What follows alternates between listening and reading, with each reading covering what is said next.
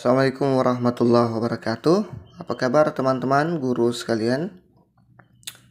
Pada kesempatan kali ini kita akan membahas soal P3K, kompetensi teknis guru. Ya, insya Allah nanti saya akan perbanyak soalnya nih tentang kompetensi teknis guru, sebagaimana yang sudah kita ketahui bersama, kisi-kisi soal P3K itu ada kompetensi teknis nanti 50 butir soal, waktu 60 menit, kemudian tes bakat skolastik atau penalaran 40-60%. Nah, penalaran ya, tes bakat skolastik itu luas ya Bapak Ibu, tapi kita cuman fokus di penalaran saya. Jangan asal belajar tes bakat skolastik ya. Tes penalaran juga ada terbagi lagi menjadi 3. Di situ kita hanya ambil 2 saja ya. Jadi jangan terlalu keluar dari kisi-kisi ya. Itu hanya akan membuang-buang waktu ya. Dia 40 butir soal, 60 menit juga waktunya. Kemudian 2 kompetensi ini yang paling banyak nilainya 60 bobotnya. Tes kompetensi teknis dan skolastik. Kemudian manajerial, ada kompetensi manajerial itu 30 butir soal, kemudian waktu 25 menit. Sosial kultural itu 20, waktu 15 menit. Kemudian pertanyaan wawancara ya, itu seperti Bapak Ibu yang sudah pernah ikut pretest PPG itu akan ada pertanyaan seperti itu nanti. Sekitar 10 soal, waktu 10 menit. Ketiga kompetensi ini bobotnya 40% ya. Jadi jumlah soal nanti diperkirakan 150, waktunya 170 menit. Jadi sangat sedikit waktunya. Oke. Tapi sebelum kita lanjut, saya mohon bantuan Bapak Ibu guru untuk klik subscribe, like dan share ya Bapak Ibu. Oh ya, ini juga saya ingin informasikan kepada Bapak Ibu guru, saya juga membahas soal-soal P3K. Ini adalah khusus saya buat untuk menyambut P3K ini ya. Ini baru saya buat sekitar 3 minggu yang lalu dan alhamdulillah sudah disambut baik oleh teman-teman. Di sini saya bahas lumayan lengkap ya. Mulai dari tes bakat kompetensi teknis guru, kemudian tes bakat skolastik, kemudian kompetensi manajerial. Ini sudah ada beberapa video, saya mohon dukungannya juga Bapak Ibu di sini untuk klik subscribe dan like-nya. Silahkan Bapak Ibu belajar juga di sini. Di sini lebih lengkap ya. Karena di channel saya yang sekarang ini hanya fokus membahas kompetensi teknis yang insya Allah akurat ya. Baik, kita langsung masuk ke pembahasannya. Pertama, Howard Gardner berpendapat bahwa pada diri peserta didik memiliki kecerdasan yang beraneka ragam yang dikenal dengan multiple intelligence. Berikut ini yang tidak termasuk jenis multiple intelligence ialah A. Kecerdasan musikal dan logikal matematika, B. Kecerdasan linguistik dan kinestetik, C. Kecerdasan intrapersonal dan spasial, D. Kecerdasan spiritual dan emosional, E. Kecerdasan interpersonal. Kira-kira yang mana nih Bapak Ibu?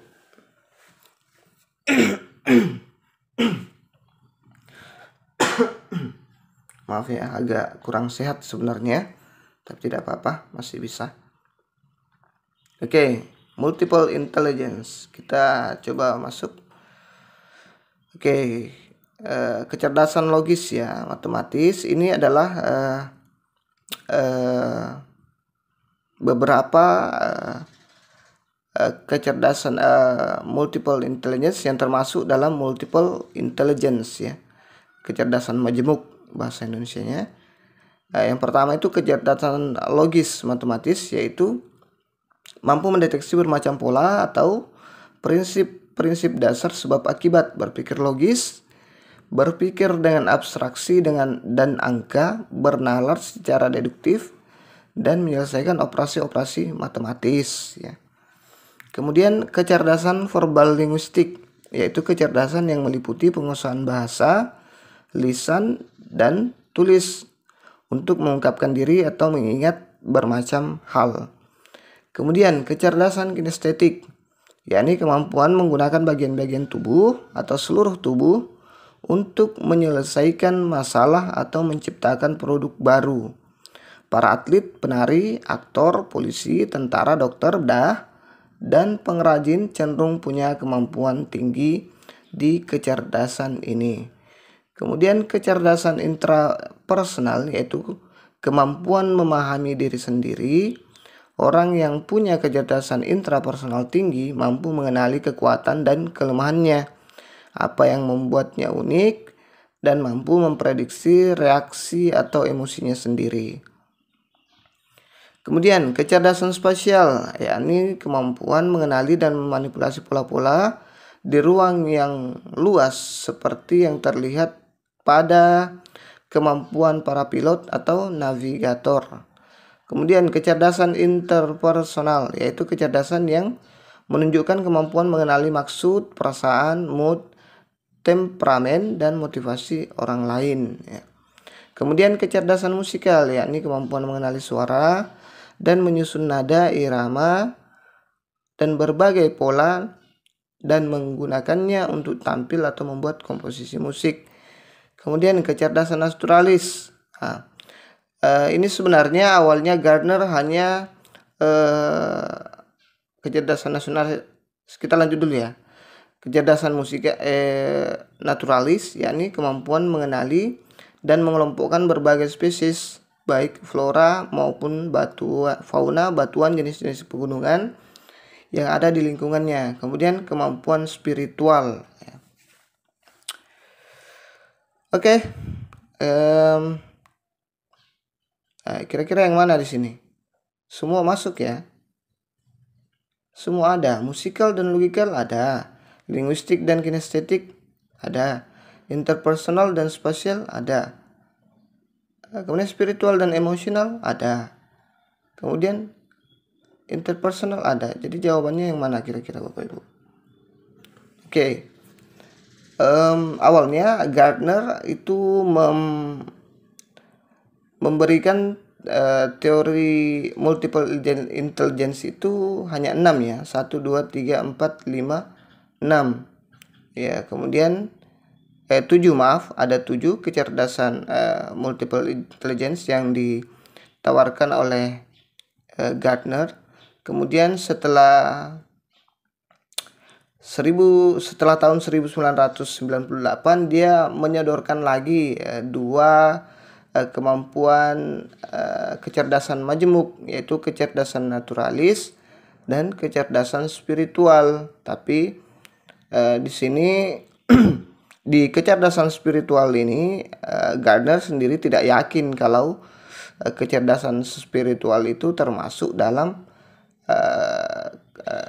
kategori multiple intelligence. Jadi dia sendiri sebenarnya tidak yakin kalau kecerdasan spiritual ini masuk di itu tadi, di kecerdasan majemuk ya.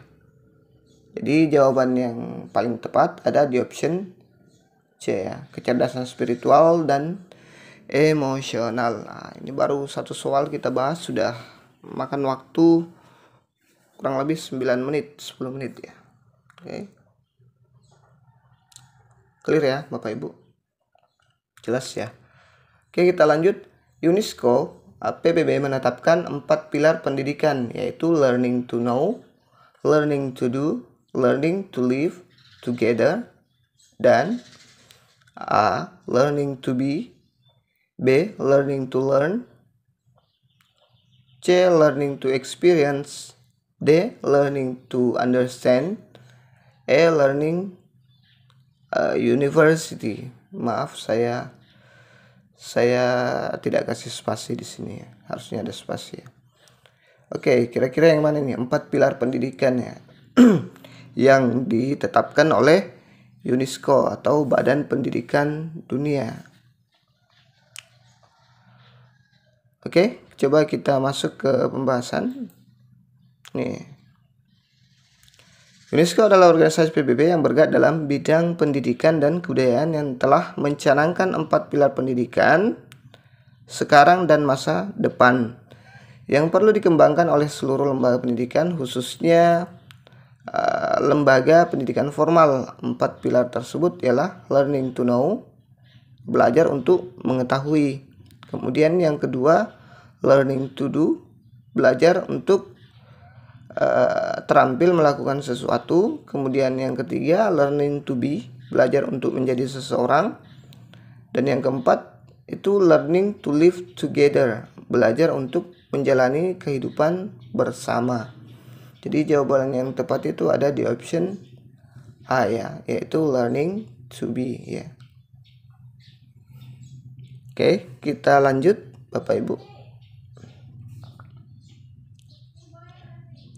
Penerapan aturan kedisiplinan di sekolah yang berkaitan dengan pemberian reward dan punishment merupakan perwujudan dari teori pendidikan. Maaf, ini agak double.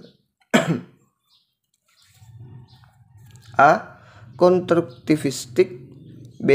Behavioristik, C. Kognitivistik, kemudian D. Konektivistik, kemudian E. Realistik ya. Kira-kira yang mana nih jawabannya nih? Oke, kita langsung masuk pembahasan ya. Jadi jawaban yang benar itu ada di option B, yaitu metode reward dan ganjaran dan punishment atau hukuman merupakan suatu bentuk teori penguatan positif yang bersumber dari teori behavioristik ya. Jadi di sini ini punishment dan reward itu bersumber dari teori behavioristik ya, teori belajar behavioristik. Menurut teori behavioristik, belajar adalah merupakan tingkah laku sebagai akibat dari adanya interaksi antara stimulus dan respon.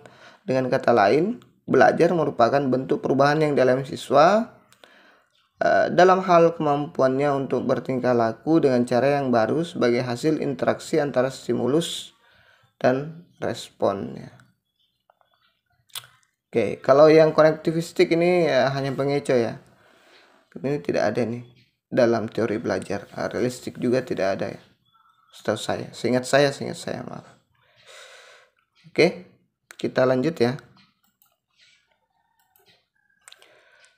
Dalam pembelajaran yang berbasis konstruktivistik, guru lebih berperan sebagai A. Stimulan, B. Fasilitator, kolaborator, inspirator, C. Pelatih,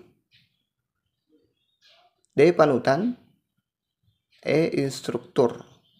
Ini agak mudah ya sebenarnya. Oke, di abad 21, pembelajaran abad 21 itu guru hanya fokus pada guru berpusat pada peserta didik ya, fasilitator, kolaborator, inspirator. Nih. Pandangan konstruktivisme menyatakan bahwa pengetahuan dibangun dalam pikiran pembelajar, artinya si pembelajar sendiri yang harus aktif mengkonstruksi pengetahuan berdasarkan pengalamannya sendiri.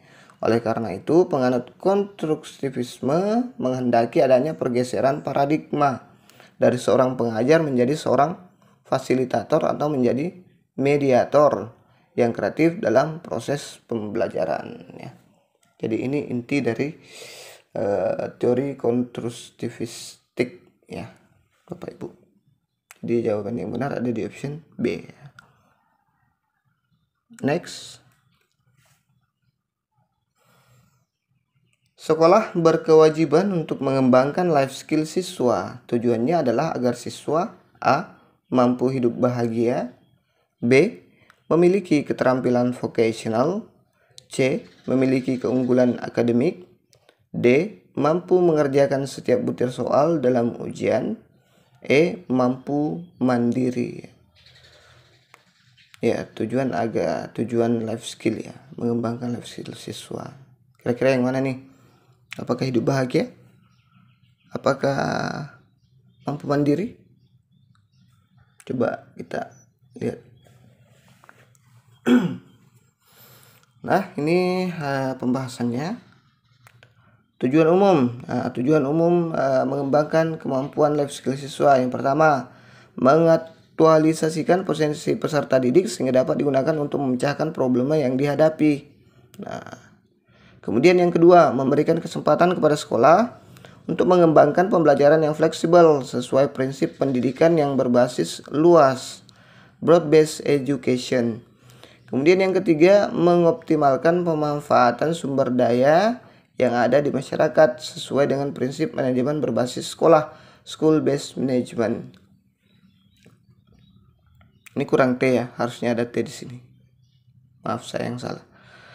Kemudian, tujuan khusus memberdayakan aset kualitas batiniah, sikap, dan perbuatan lahiriah peserta didik melalui pengenalan atau logos, penghayatan, etos, dengan pengalaman patos. Nilai-nilai kehidupan sehari-hari sehingga dapat digunakan untuk apa nih? Ya, saya lupa catat nih. Untuk menjaga kelangsungan hidup dan perkembangannya. Maaf, ini tidak ada ya Bapak Ibu. Saya tidak bisa keluar lagi, lama lagi kalau saya keluar ya. Jadi untuk menjaga kelangsungan hidup dan perkembangannya, ini seharusnya tidak ada item di sini. Kemudian memberikan wawasan yang luas tentang perkembangan karir yang dimulai dari perkembangan diri, eksplorasi karir, orientasi karir, dan penyiapan karir. Kemudian memberikan bekal dasar dan latihan-latihan yang dilakukan secara benar mengenai nilai-nilai kehidupan sehari-hari yang dapat memampukan peserta didik untuk berfungsi menghadapi kehidupan masa depan yang syarat kompetensi dan kolaborasi sekaligus. Kemudian mengoptimalkan pemanfaatan sumber daya sekolah melalui pendekatan manajemen berbasis sekolah, partisipasi stakeholders, dan fleksibilitas pengelolaan sumber daya sekolah. Kemudian memfasilitasi peserta didik dalam memecahkan masalah kehidupan yang dihadapi sehari-hari. Jadi kalau kita lihat tujuan khususnya itu adalah bagaimana membuat siswa itu bisa hidup mandiri ke depannya.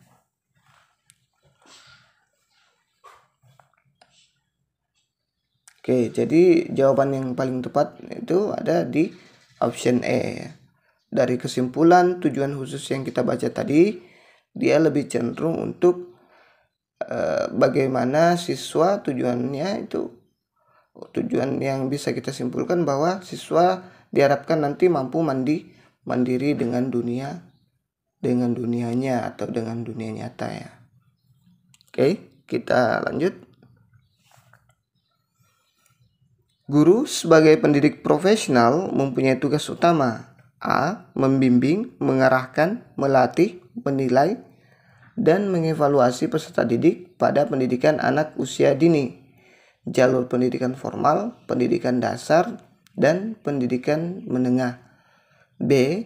Mengajar, membimbing, mengarahkan, melatih, menilai, dan mengevaluasi peserta didik pada pendidikan anak usia dini, jalur pendidikan formal, pendidikan dasar, dan pendidikan menengah. C. Mendidik, mengajar, membimbing, mengarahkan, melatih, menilai, dan mengevaluasi peserta didik pada pendidikan anak usia dini, jalur pendidikan formal, pendidikan dasar, dan pendidikan menengah. D. Mendidik, membimbing, mengarahkan, melatih, menilai, dan mengevaluasi peserta didik pada pendidikan anak usia dini, jalur pendidikan formal, pendidikan dasar, dan pendidikan menengah. Kemudian yang E. Mendidik, mengajar, membimbing, mengarahkan, melatih peserta didik pada pendidikan dasar dan pendidikan menengah. Kalau dapat soal seperti ini biasanya kita agak pusing, langsung stres karena lihat soal agak panjang dan agak banyak ya. Jadi jangan pelan-pelan ya Ibu, jangan langsung stres duluan. Kalau stres duluan bisa-bisa otaknya tertutup. Oke, kita coba masuk di pembahasan. Oke.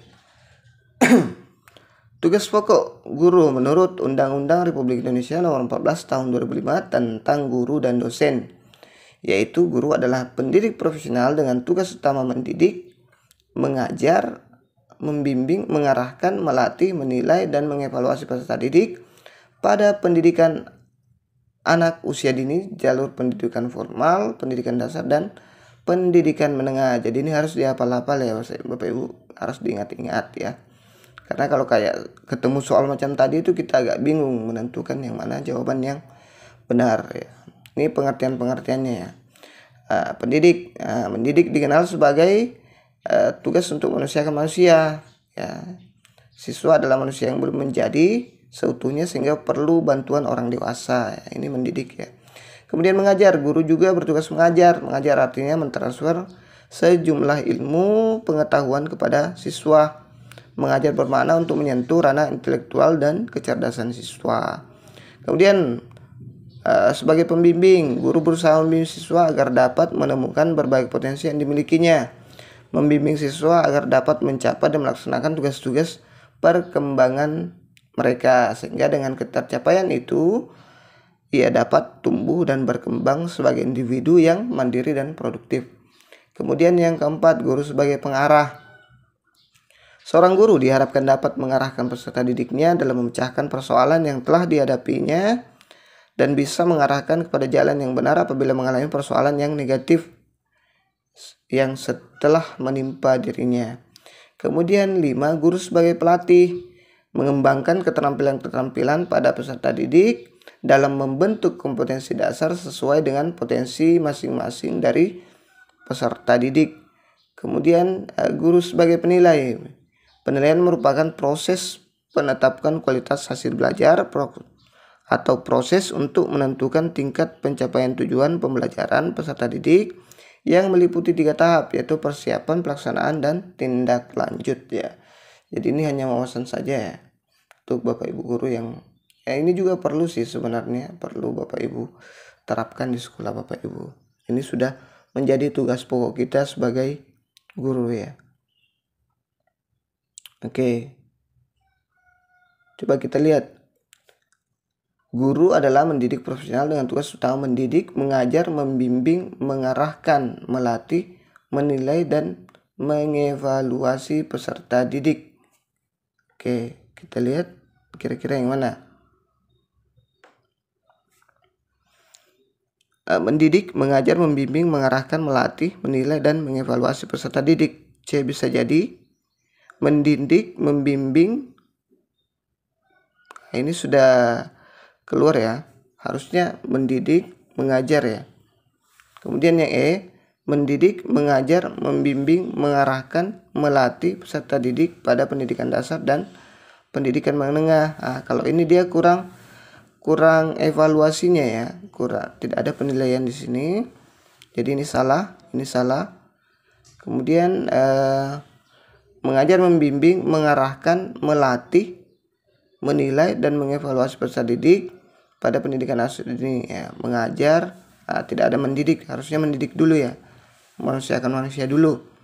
Kemudian membimbing, ini langsung membimbing, harusnya mendidik. Jadi jawaban yang paling benar itu ada di option C ya. Kuncinya ada di kata mendidik dulu ya. Kalau bisa hafal-hafal dulu Bapak Ibu ya. Ini mendidik, mengajar, membimbing, mengarahkan, melatih, menilai, dan mengevaluasi peserta didik ya. Oke, itu saja mungkin yang sempat saya share pada kesempatan kali ini. Saya kira ini sudah cukup lumayan kalau kita kuasai per partnya. Ini adalah bagian pertama. Kalau banyak yang suka, banyak yang nonton, insya Allah saya akan buat part 2-nya ya Bapak Ibu. Jadi kita akan fokus membahas kemampuan teknis guru. Insya Allah nanti kita akan campur-campur juga dengan mapel lain. Nanti kan ada di kemampuan teknis itu ada pedagogi, di situ terbagi lagi ada pedagogi dan ada profesional di situ.